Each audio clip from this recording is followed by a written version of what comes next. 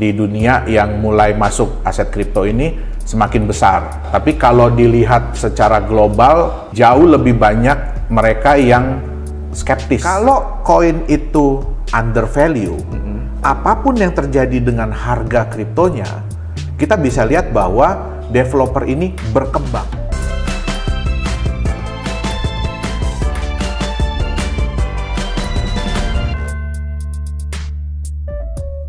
Pak Yohanes, gimana kabarnya? Baik, Coach. Luar biasa. Ini kita ketemu lagi karena ternyata banyak permintaan nih yang ngomongin soal kripto. Oh, siap. Kripto ini wah lagi banyak pergerakan. Gimana Pak Yohanes melihat sikon dunia kripto gimana? Ya, memang sekarang ini lagi kembali naik ya, Coach ya. Jadi pamor dan trending kripto ini kembali naik.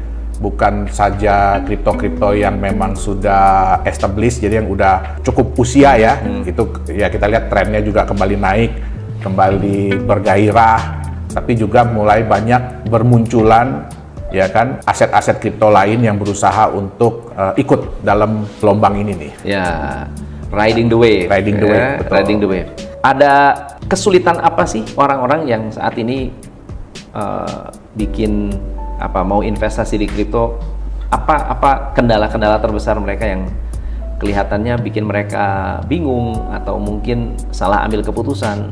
Jadi jujur kripto ini bagi sebagian besar ya, memang kita udah melihat bahwa perkembangan jumlah orang di dunia yang mulai masuk ke pasar aset kripto ini semakin besar. Tapi kalau dilihat secara global, sebenarnya masih jauh lebih banyak mereka yang skeptis, mereka yang ketakutan nih. Mereka yang masih menganggap bahwa aset kripto ini ujung-ujungnya scam, ya kan? Kenapa? Karena ya kita nggak bisa nyalain ya, Coach ya. Jadi aset kripto ini semakin lama semakin mudah untuk dibuat. Ya, kita bisa lihat bahkan sekarang sudah mulai banyak yang namanya token generator. Jadi kita nggak perlu lagi nih ngerti tentang coding, tentang udah kayak WordPress ya. Betul. Jadi WordPress-nya kripto. Iya, nggak usah coding website, langsung bisa bikin. Betul. Kita bahkan tinggal ngisi aja ya, tinggal ngisi mau nama tokennya apa, terus jumlahnya berapa, ya kan? Terus apa aja fasilitasnya, ntar tinggal klik bayar biayanya, jadi tokennya. Bikin white paper jual, ya kan? Nah, jadi tentu saja kan hal ini sedikit banyak mengubah atau sorry Coach ya, kalau kita boleh bilang secara direct sih sebenarnya merusak daripada image kripto. Ya, kenapa? Karena kadang-kadang tanpa perencanaan yang jelas, tanpa konsep yang jelas, ya kan, mereka biasanya cuma ngikutin aja, ya kan, mereka biasanya cuma ngebahas, kripto itu begini, sekarang lagi hype-nya begini, lihat harga Bitcoin dari sekian sekarang udah jadi sekian, ya kan, nah, and we are gonna be the next Bitcoin, kita akan menjadi Bitcoin yang selanjutnya, ya kan. Mungkin Custom tahu ya, sekarang kan mulai banyak nih koin-koin yang pakai binatang-binatang, ya kan. Nah, 1-2 yang pertama kali muncul mungkin berhasil, ya kan? Tapi kebanyakan orang kan akhirnya berpikir, wah saya ketinggalan nih. Mulailah mereka begitu muncul yang namanya mirip-mirip, ya kan? Yang gambarnya mirip-mirip, dibikin lucu-lucu gitu ya. Wah, it's gonna be the next one. Ini saya yakin akan menjadi yang berikutnya, ya kan? Akhirnya mereka berusaha untuk mengejar ketertinggalan nih, karena kan mereka berpikir bahwa saya udah tertinggal nih Bitcoin dulu, saya udah tertinggal yang ini. Jadi tanpa adanya pemahaman yang jelas, ya akhirnya ya mereka cuma berusaha untuk ikut gelombang. Nah, tapi yang kita tahu ya, gelombang itu ya belum tentu bagus juga. Kadang-kadang ada gelombang yang malah merugikan, ya kan? Untuk bisa memahami kesulitan dari teman-teman, apa yang harus dipelajari oleh seorang investor? Apakah baca technical analysis atau lebih baik mengerti tentang teknologinya? Tergantung sebenarnya, Coach. Kita mau menjadi seorang apa nih? Kita mau menjadi seorang apa gitu ya? Yang membuat sedih, mungkin saya pernah cerita juga dulu kan ya, kita pernah di offline cerita-cerita sama Coach Tom, ya kan? saya ketemu orang, ya kan lagi makan gitu, pagi-pagi breakfast, ketemu 3 anak kuliah, tiba-tiba mereka bilang, saya dengar kan, kita main kripto yuk gitu loh. Sekarang kan lagi hype nih, coba deh kita beli 10 aja. Ya, siapa tahu satu nyangkut, berhasil. ya. Bukannya nyangkut ya, bukannya berhasil tapi malah nyangkut. Nah, jadi pertama adalah kata-kata yang dipakai oleh orang-orang adalah kita main kripto. Bukan invest. Bukan kita invest. Ya, kita main di kripto. Nah, itu udah salah satu pemahaman yang salah. Ya, jadi istilahnya ya ada itu ya nggak ada bedanya dengan sama seperti main saham, judi. Lebih ke judi sebenarnya, Coach. Nggak seperti main saham jadinya sebenarnya, kayak main judi jadinya. Kenapa? Kita di saham pun kita masih mempelajari loh. Benar. Perusahaannya itu kayak apa, terus ininya kayak apa, performanya selama ini kayak apa. Nah, di kripto karena rata-rata ini kan startup baru, jadi sulit nih untuk mempelajari. Karena nggak mungkin kalau perusahaannya udah jadi, udah berkembang, udah bagus, ya pasti udah ketinggalan lagi wave-nya. Udah gitu ketinggalan kan? lagi Betul. wave-nya. Nah, jadi akhirnya apa? Yang pertama adalah kita harus bisa melihat kita ini investor atau Trader atau gambler. Nah, kenapa? Sorry Coach, kenapa saya pakai kata gambler, penjudi? Karena trader itu mereka masih ngerti ilmunya. Ya, punya dasar ya. Punya dasar yang Coach Tom bilang tadi, apakah saya harus lihat analisis teknikalnya atau fundamentalnya atau bagaimana? Mereka masih punya dasar. Tapi kalau orang yang seolah-olah menjadi trader tapi mereka nggak ngerti apa-apa, itu namanya gambler. Gambler.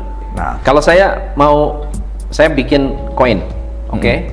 Kemudian saya mau masuk coin market cap. Oke.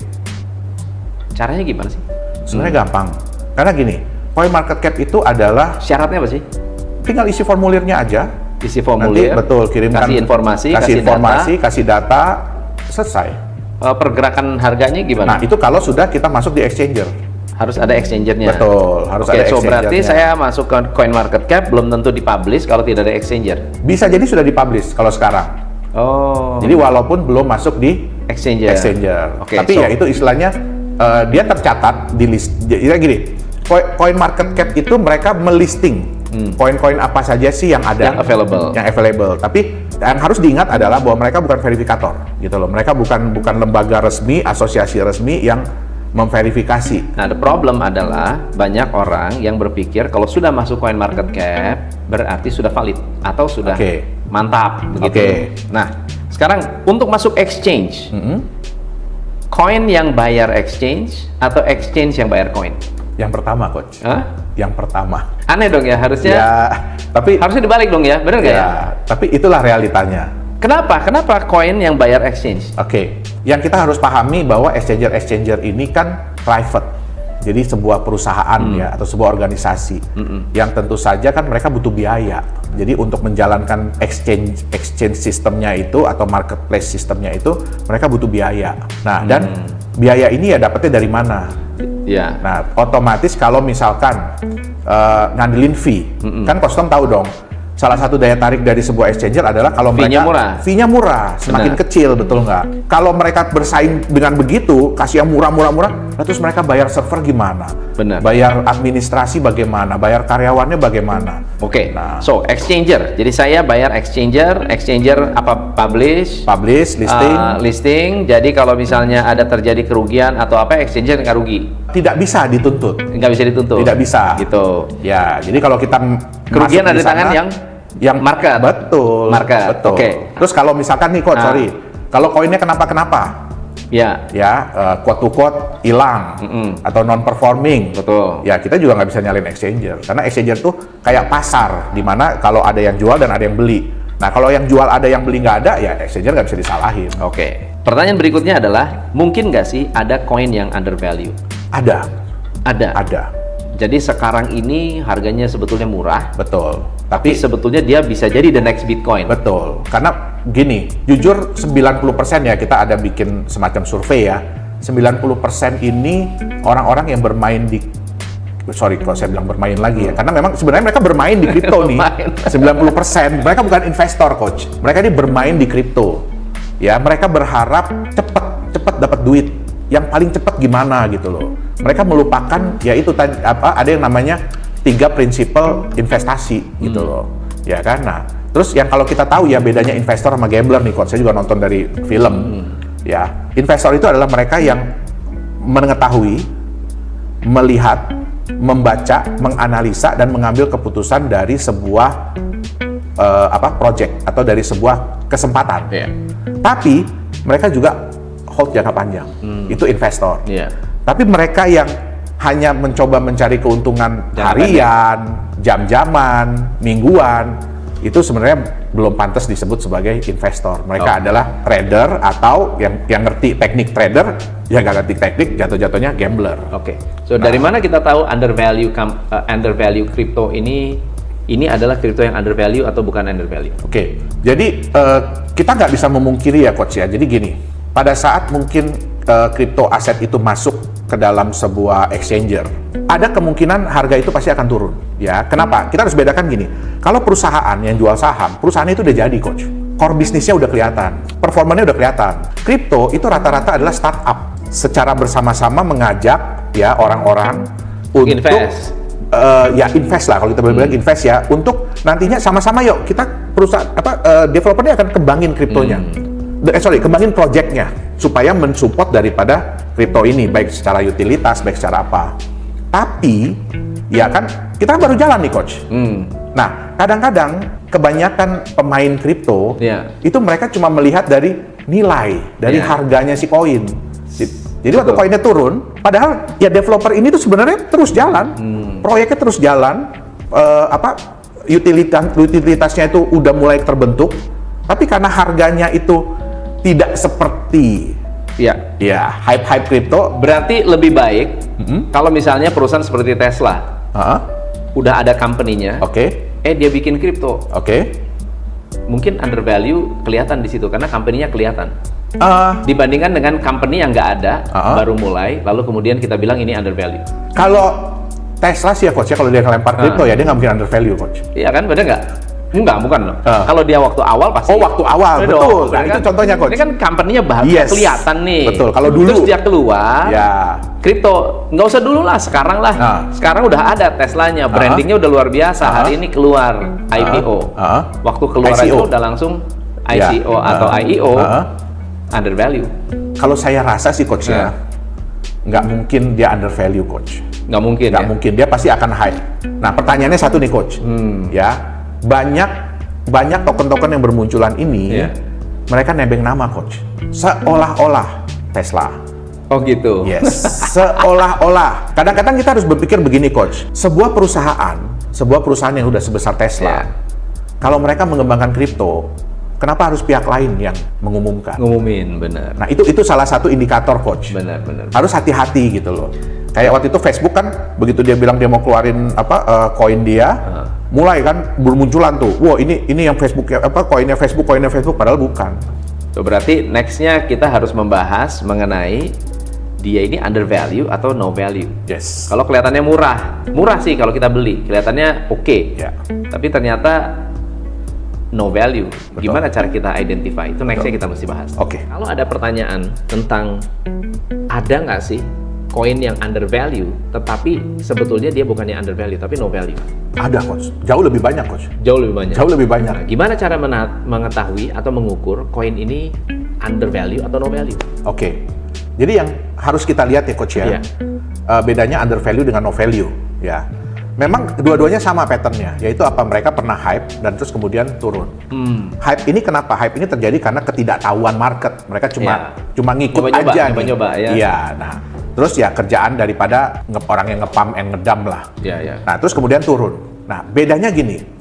Kalau koin itu atau aset kripto itu undervalue, apapun yang terjadi dengan harga kriptonya, kita bisa lihat bahwa developer ini berkembang. Project apa yang mereka mau jalankan itu tetap berjalan. Walaupun terlepas dari berapa value dari mereka punya kripto aset. Nah, itu adalah aset kripto yang undervalue. Tinggal nunggu waktu itu. Itu tinggal nunggu waktu. Kenapa? Kita harus ingat, kalau dulu nih ya, Coach Tom ya, jadi Severin kan partnernya Mark Zuckerberg tuh ya.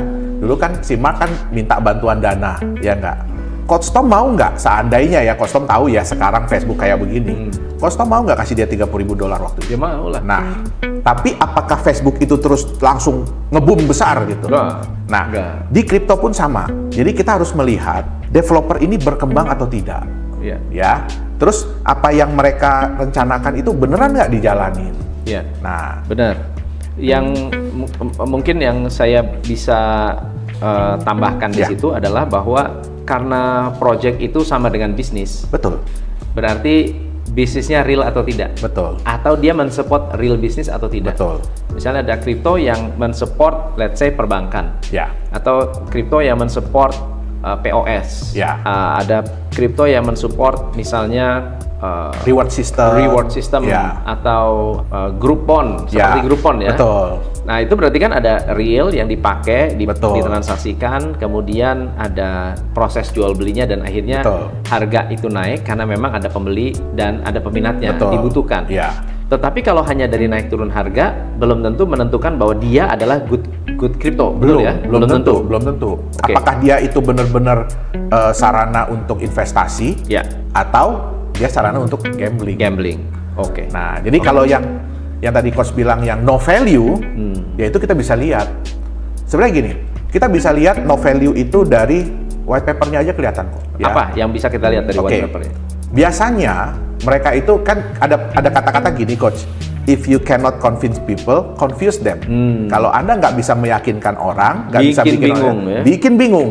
Oke. Bikinlah white paper yang sampai ratusan halaman, semuanya ngebahas tentang teknisnya kripto, blockchain itu seperti apa, terus kemudian bahaslah tentang hype-nya kripto kayak apa, Bitcoin sejarahnya bagaimana gini ini, tapi tidak ada konsepnya mereka tuh apa. Ya. Apa sih proyek yang mereka mau jalanin? Nggak ada.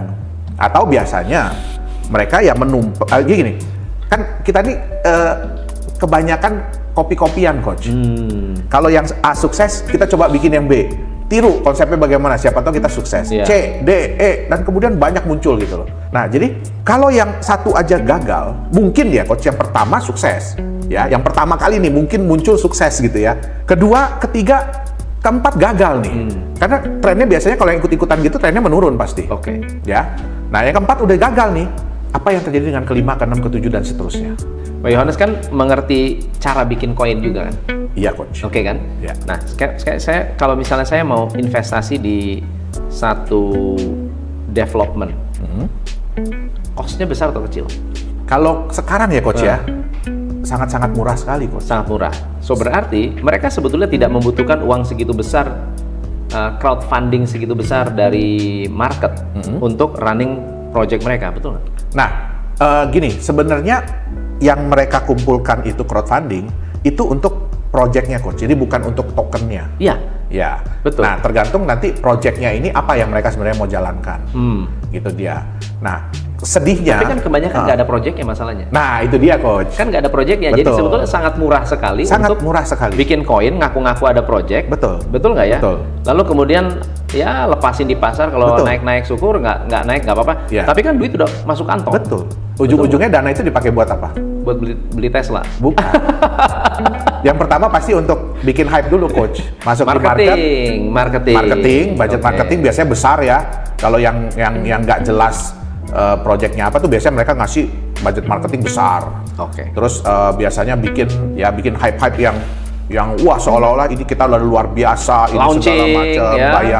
bayar Undang influencer segala macam ya kan.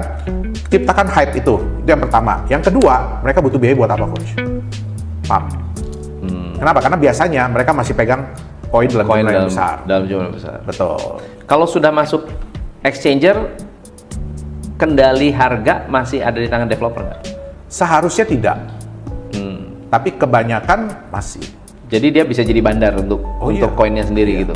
Karena dia yang punya koinnya gitu. Betul. Terus ada satu lagi kan istilahnya market Tapi mana maker. bisa?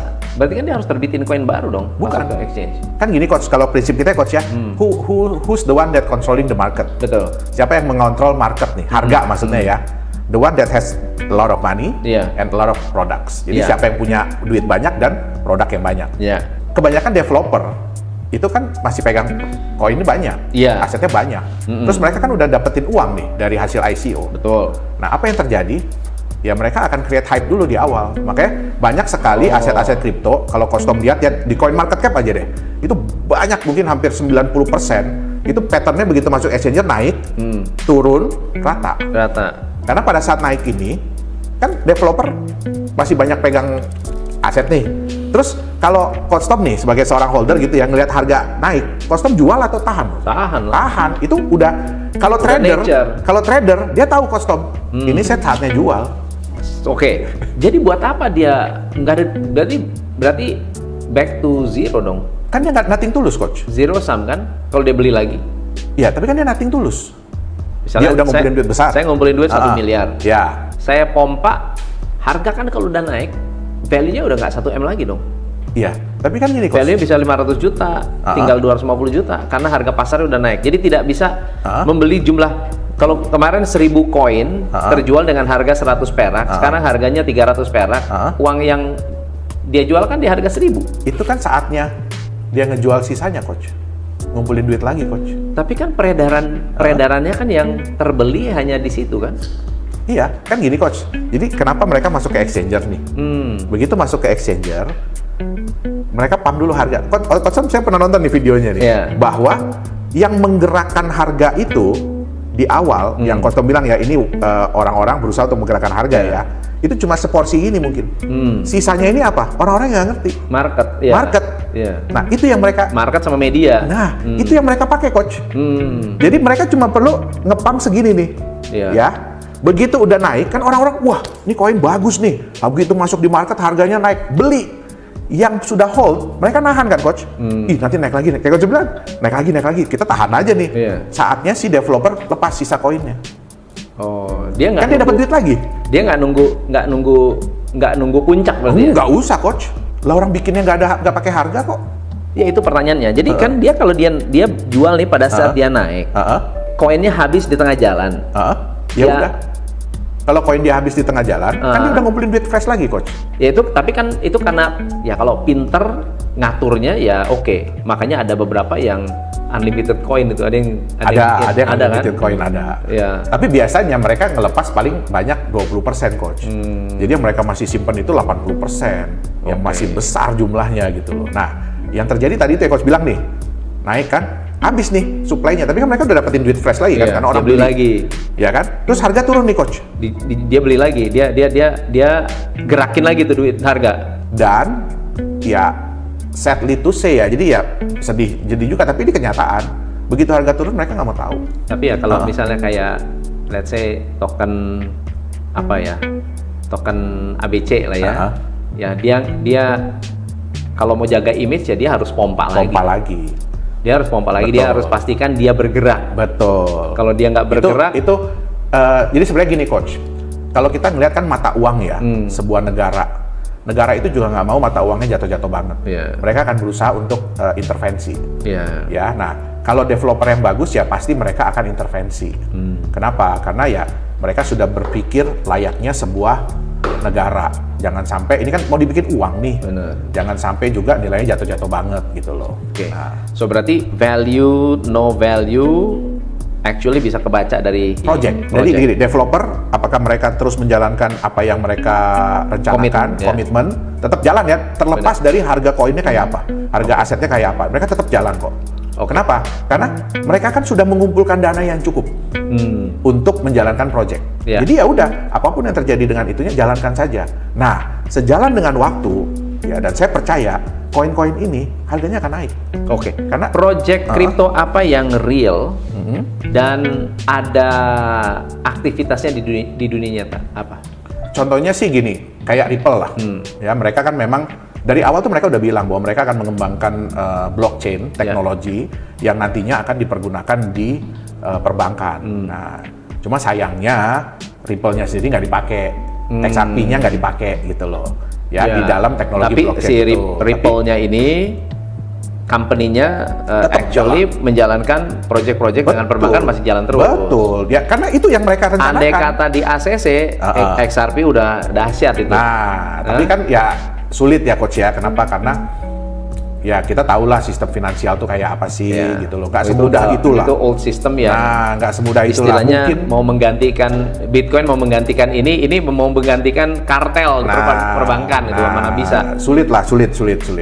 Nah, jadi kalau teknologinya no problem karena memang sekarang kita bisa lihat banyak perbankan yang mulai menggunakan sistemnya si Bitcoin ya. Jadi ya itu adalah yang itu tadi, bukan cuma blockchain-nya ya, tapi distributed ledger-nya, transparansinya, terus seperti enkripsinya, kriptografinya, nah itu sudah mulai dipakai gitu loh. Tapi ya memang masih banyak lah kayak namanya kita melawan sesuatu yang sudah besar, ya udah kokoh, ya nggak semudah itulah. Perlu waktu, Coach. Oke.